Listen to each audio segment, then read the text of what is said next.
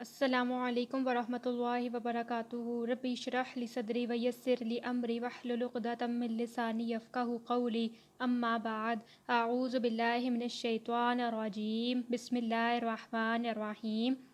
سورہ بقرہ آیت نمبر 6۔ انا بے شک، الذین وہ لوگ جن، کافروا سب نے کفر کیا، سواء برابر ہے، علیہم ان پر، خواہ انذرتہم آپ نے ڈرایا ہو انہیں، ام یا لم نہ تنذرہم آپ نے ڈرایا ہو انہیں، لا یؤمنون نہیں وہ سب ایمان لائیں گے۔ بے شک وہ لوگ جن سب نے کفر کیا برابر ہے ان پر، خواہ آپ نے ڈرایا ہو انہیں یا نہ آپ نے ڈرایا ہو انہیں، نہیں وہ سب ایمان لائیں گے۔ اگر ہم سادہ الفاظ میں اس کا ترجمہ دیکھیں تو وہ یہ ہے کہ بے شک وہ لوگ جنہوں نے کفر کیا برابر ہے، خواہ آپ انہیں ڈرائیں یا نہ ڈرائیں، وہ ایمان نہیں لائیں گے۔ لاسٹ لیکچر میں نے آپ کو بتایا تھا نا کہ سورہ بقرہ کی پہلی 4 آیات مومنوں کے بارے میں ہے، اور مومن کون لوگ ہیں؟ متقی لوگ، ایمان لانے والے۔ اس کے بعد کی 2 آیات یعنی کہ 5th اور 6th کافروں کے بارے میں ہیں جو انکار کرتے ہیں ہر چیز کا، اور پھر 13th آیات منافقوں کے بارے میں ہیں، یعنی کہ اندر سے جو کچھ ہوتے ہیں باہر سے کچھ ہوتے ہیں، جو بظاہر کہتے ہیں کہ ہم ایمان لے آئے لیکن ایمان نہیں لاتے۔ ٹھیک ہے، اب یہ والی آیت بھی کافروں کے بارے، ان میں کافروں کا ذکر ہوا ہے، کن لوگ؟ بے شک وہ لوگ کن لوگوں کی بات ہو رہی ہے؟ کافروں کی بات ہو رہی ہے۔ جب نبی کریم صلی اللہ علیہ وسلم نے دعوت اسلام کا کام شروع کیا تو نبی کریم صلی اللہ علیہ وسلم کی بڑی خواہش تھی کہ وہ چاہتے تھے کہ سب کے سب مسلمان ہو جائیں، کہ اللہ کا اقرار کریں، محمد صلی اللہ علیہ وسلم کو اللہ کا آخری نبی اور رسول مانیں، تمام انبیاء کرام پر، کتابوں پر، قرآن مجید پر، سب چیزوں پر ایمان لائیں۔ لیکن پھر اللہ تعالیٰ نے اس آیت کے ذریعے انہیں یہ چیز کے بارے میں بتایا کہ ہدایت اللہ کی دین ہے، لیکن ہدایت ان کو ملتی ہے جو اس کے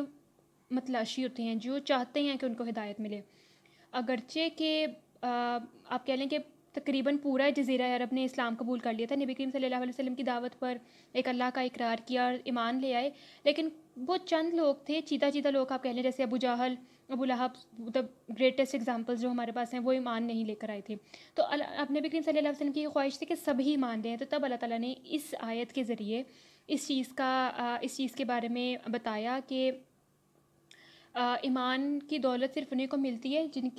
جو اس کے متلاشی ہوتے ہیں، جو چاہتے ہیں، جن کی خواہش ہوتی ہے۔ ٹھیک ہے، جیسے کچھ ہے، ہم کسی کو ایک ہوتا ہے نا کہ آپ کا کہنے کا طریقہ بہت میٹر کرتا ہے، اور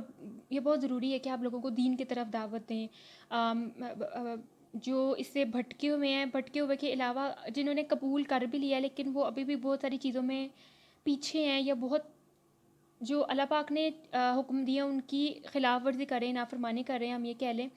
تو ہمارا یہ بھی کام بنتا ہے کہ ہم ان کی اصلاح کریں، لیکن اصلاح کرنے کے بھی کچھ طریقے ہوتے ہیں۔ یہ نہیں کیا جائے کہ بس جا کے اپنا روب جھاڑ دیا جائے، یہ کہا جائے کہ تم غلط ہو، یا اس طرح نہیں۔ ایک سمجھانے کا اور کرنے کا طریقہ ہوتا ہے، ایک زبان سے کہنے کے نا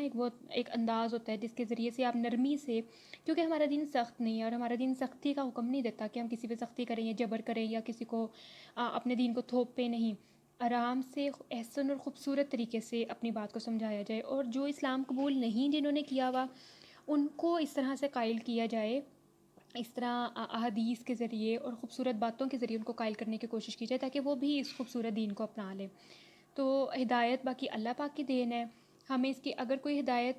چاہتا ہے، اگر اس کے پاس نہیں ہے، اگر وہ کوئی چاہتا ہے تو اللہ تعالیٰ اس کی مدد ضرور کرتے ہیں، اور یہ اللہ پاک کی دین ہوتی ہے۔ سورہ بقرہ آیت نمبر 7۔ ختمہ مہر لگا دی، اللہ نے، علی قلوبہم ان کے دلوں پر، اور علی سمعہم ان کے کانوں پر، اور علی ابصارہم ان کی آنکھوں پر، غشاوۃ پردہ ہے،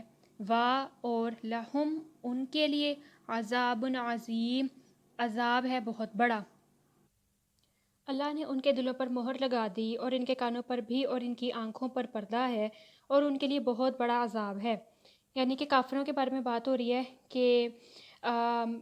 وہ کسی کی بات کو، جب نبی کریم صلی اللہ علیہ وسلم نے اسلام کی دعوت دیتے تو وہ ان کا مذاق اڑاتے، غلط باتیں پھیلاتے، ان کو تنگ کرتے، ان کو نماز پڑھنے میں تنگی ہوتی، تلاوت کرتے وقت شور مچاتے، تو یہ ان کے بارے میں بات ہو رہی ہے کہ کافروں کے لیے اللہ تعالیٰ نے بہت بڑا عذاب تیار کر کے رکھا ہے.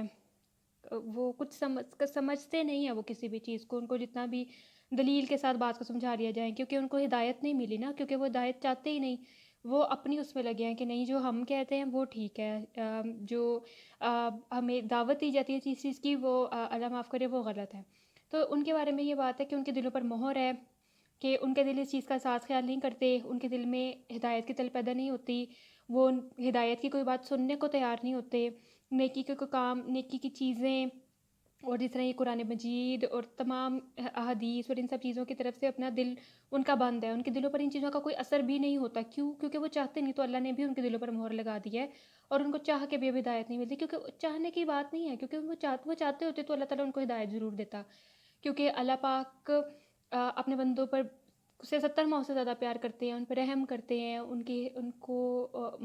کے لیے آسانیاں کرتے ہیں. تو یہ وہ کافر لوگ ہیں جو مذاق اڑاتے ہیں ان تمام چیزوں کا، جو ان چیزوں کو کچھ سمجھتے نہیں، ان چیزوں کو جھٹلاتے ہیں. تو اس لیے اللہ نے بھی ان کے دلوں پر مہر لگا دی ہے اور ان کے لیے جہنم کا ایک بہت بڑا عذاب تیار کر کے رکھا ہے. نبی کریم صلی اللہ علیہ وآلہ وسلم نے فرمایا، بے شک مومن جب گناہ کرتا ہے تو اس کے دل پر ایک سیاہ نقطہ پڑ جاتا ہے. سیاہ نقطہ یعنی جس کے نا بلیک ڈاٹ. اگر توبہ کر لے، گناہ چھوڑ دے، بخشش مانگ لے تو دل روشن ہو جاتا ہے، اور اگر مزید گناہ کر لے تو دل کی سیاہی میں اضافہ ہو جاتا ہے، حتیٰ کہ سیاہی دل پر چھا جاتی ہے. اور یہی وہ حالت ذہن ہے جس کے بارے میں اللہ تعالیٰ نے فرمایا، ہرگز نہیں بلکہ ان کے دلوں پر ان کے اعمال نے زنگ لگا دیا ہے. یعنی کہ نیک اعمال کریں گے، اچھے اعمال کریں گے، ہدایت ملی ہوگی، صراط مستقیم پر چلیں گے، تو ہمارے تمام اعمال کی بنیاد پر ہمارے لیے مزید اسی طرح کی آسانی ہوتے جائیں گے، ہم خود بخود نیکی کی طرف راغب ہوتے جائیں گے کہ ہم اچھے اعمال کریں. جب ہمارے اندر آخرت کے بارے میں جب ہمارا کانسیپٹ اتنا کلیئر ہوگا، ہمیں یقین ہوگا کہ ہم نے جاننا ہے، جواب دینا ہے، ہمارا حساب کتاب ہوگا، جہنم کی آگ سے ہم نے اپنے آپ کو کس طرح سے بچانے کی کوشش کرنی ہے، ہم نے کون سے اعمال کرنے ہیں، کن کا ہمیں حکم دیا گیا ہے، کون سے ٹھیک ہیں اللہ کی رضا کے لیے ہیں، کون سے اللہ کی رضا کے خلاف جاتے ہیں کام، شیطانی اعمال کون سے. جب ہمیں ان تمام چیزوں کا پتہ ہوگا اور ہم ان تمام چیزوں کا دھیان رکھ کے ایسے اعمال کرنے کی کوشش کریں گے جن سے ہم اللہ کو راضی کر سکیں، جو ہمارے اچھے اعمال ہوں، تو پھر اللہ تعالیٰ مزید ایسے بندے کے لیے آسانیاں کر دیتے ہیں، مزید اس بندے کو نیکی کی طرف راغب کرتے ہیں. وہ بندہ آٹومیٹیکلی مزید اس طرح کے کام کرنے کی کوشش کرتا ہے اور کرتا بھی ہے جن سے اس کے گناہ دھل جائیں یا اللہ تعالیٰ ان سے راضی ہو جائے. اور لیکن جب ہم کوئی نیکی کا کام کرتے ہی نہیں تو پھر